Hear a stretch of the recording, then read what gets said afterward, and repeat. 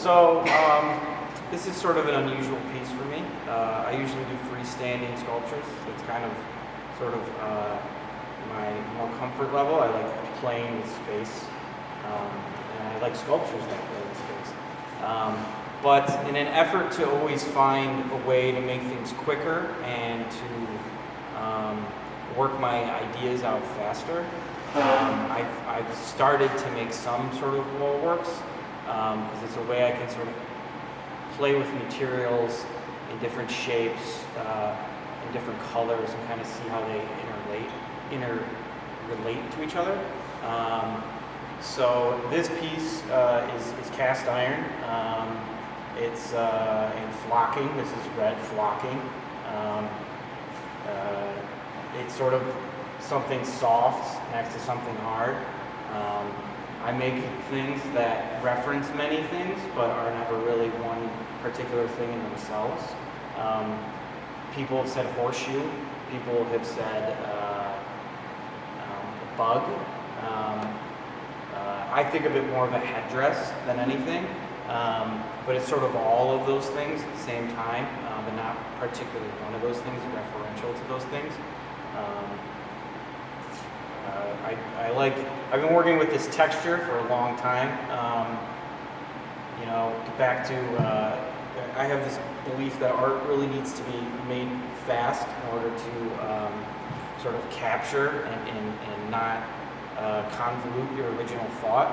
And this texture is one of the ways I try and go about doing that. I'll kind of, before I make anything, I do like hundreds of drawings, sketches. Just, it could be a squiggle line, it could be painting on a board that's trying to get as realistic as I can.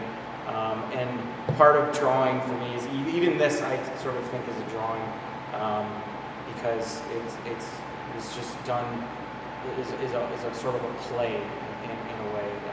Whereas like a freestanding piece, they're more not necessarily more meaningful, but they have more in them in a way.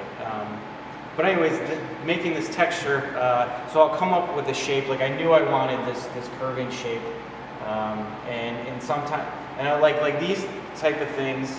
I like to make all in one sitting when it comes to adding on clay, because this was clay added onto a piece. I took a mold and cast it, and I like to do it in one sitting, because if I leave and come back, I'll have a whole different thought on the thing, and I'll have to change it.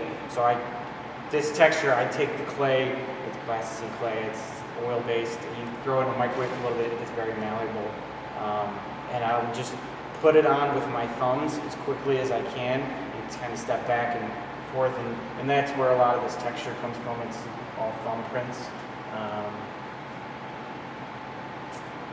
Yeah, I made a couple of these wall pieces this year, playing with this flocking, because I love flocking. Flocking, it's sort of, it's suede textures, it's like fibers. It's sort of like the inside of a cigar box, how soft it is. It's really simple. You put on like a paint, and that acts as the adhesive, and you spray it on. I have this little cardboard.